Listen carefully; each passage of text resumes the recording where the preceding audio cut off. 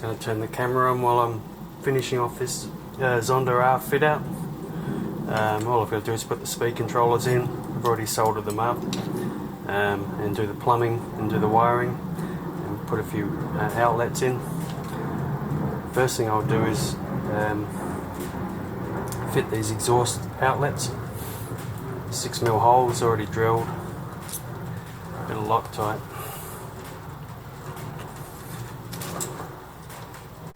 I was doing it this way. Okay.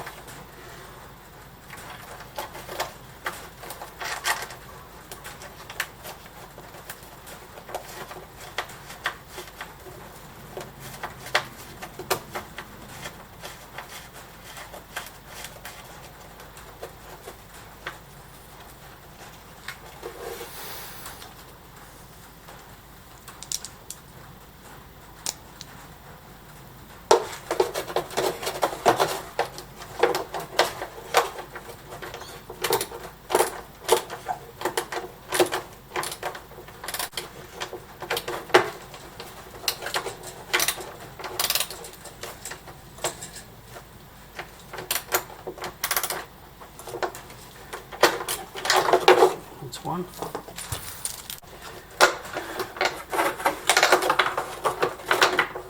Okay, so that's the water outlets in. Now I'm going to do the water inlets, like these hose covers that go over the tubing. I'll put that one there further up so it's closer to the receiver here, and I'll just mount these just below it.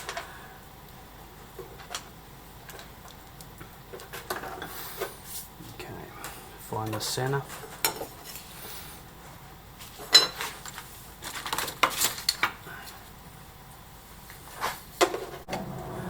Okay, so that's where the rudder, that's where the aerial is going to go. Water tubing.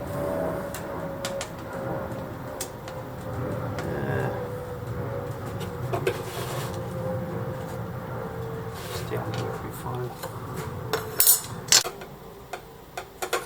Going to make them 40mm apart.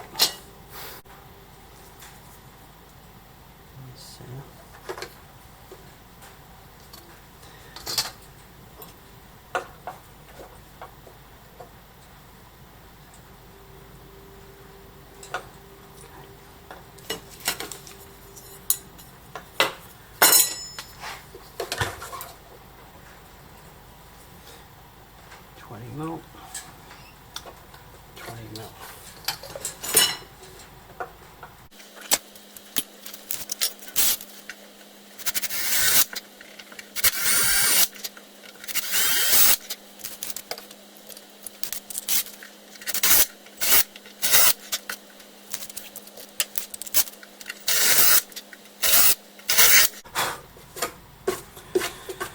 Okay, that's a 6mm drill. That will do the aerial. It's the same thread as the exhaust, but on the hose covers here, they're about 8.5. It's 8.4 actually. So I've got a special drill bit exactly for that. Let's go up to 7, and then I'll do the final one.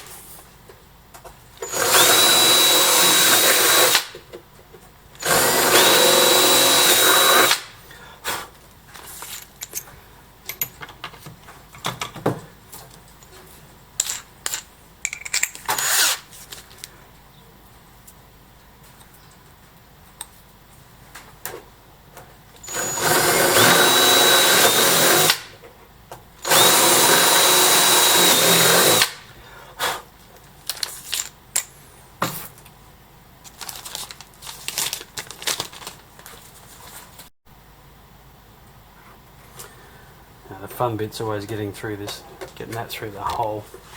So the easiest way to do that is get either a bit of tube or the aerial cover. I'm trying to find one over here. Here we go. So just poke that in the hole.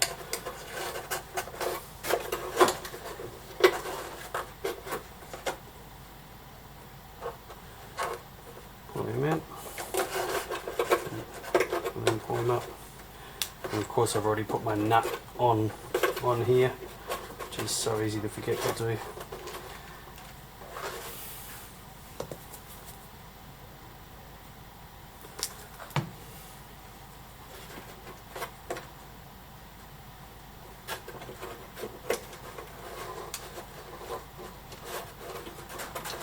Hard to get your fingers in there, that's for sure. That's 10mm, that nut on the bottom. 9 on the top, I think. Yeah, 9 on the top, 10 on the bottom.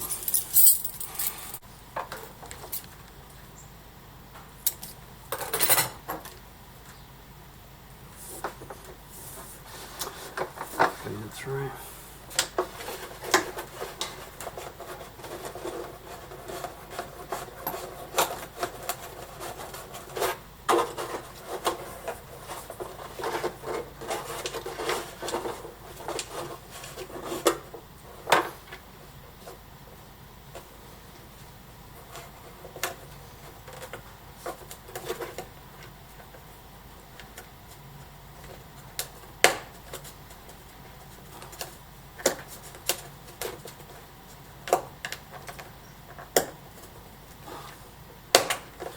Okay, so that's an 8.4mm hole. If you can do 8.5, but you know it's not as snug a fit as that. That's never going to go anywhere. So.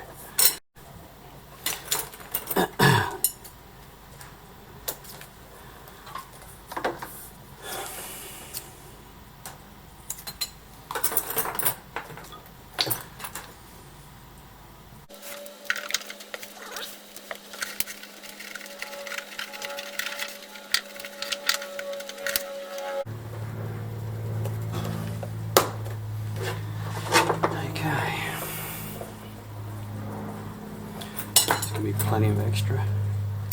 Get to the rudder. Alright.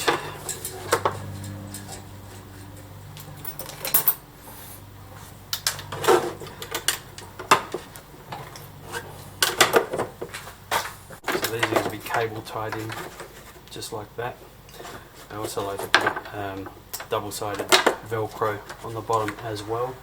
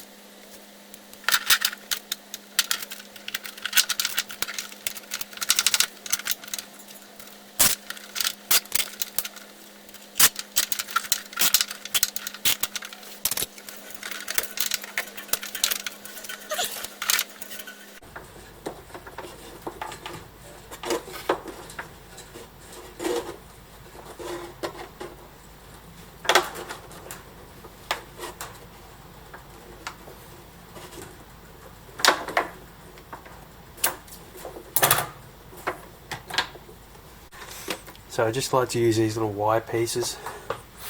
So we're just going 1 into 2 on these outlets here. The second one is obviously just for looks. So just going to get my length to go from here down to here. Cut back there.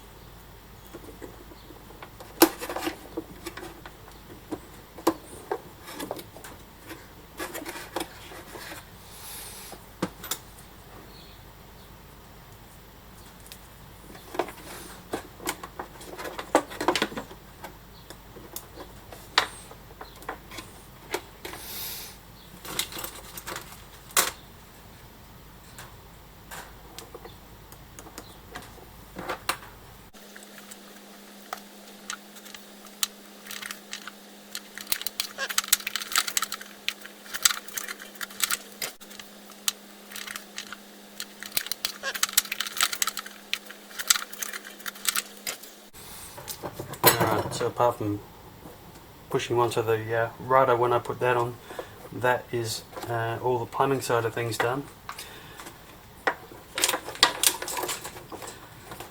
Okay, so now I need to go with a Y piece from here into the receiver.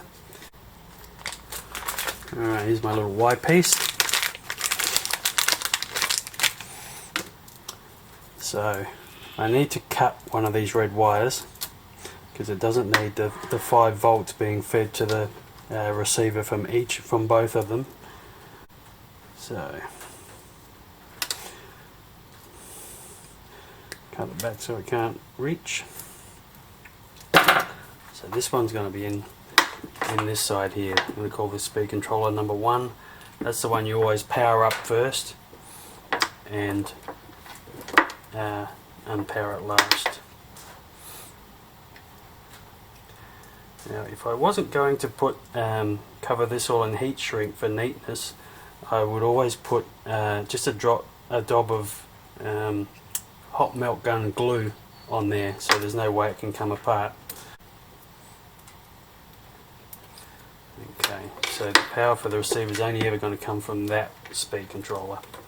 So what I do now is bunch it all up, which I'm going to turn the video off for because this is fiddly and it's just too boring. Basically all that's going to be inside of heat shrink, so you don't see it all. Alright, so that's all the wires inside the heat shrink there.